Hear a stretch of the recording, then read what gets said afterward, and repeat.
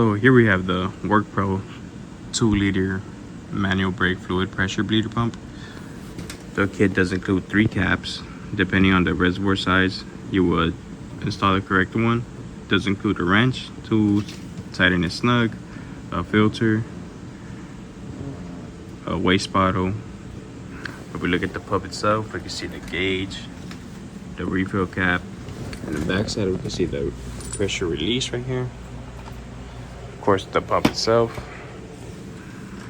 And then whenever you're ready to refill the brake fluid, you just slide it in,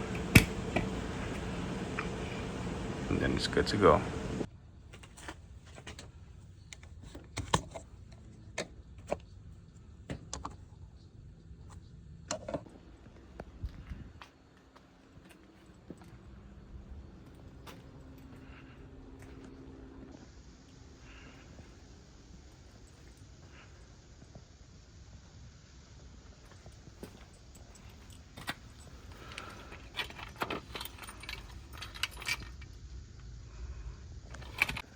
So here's the WORKPRO waste oil bottle.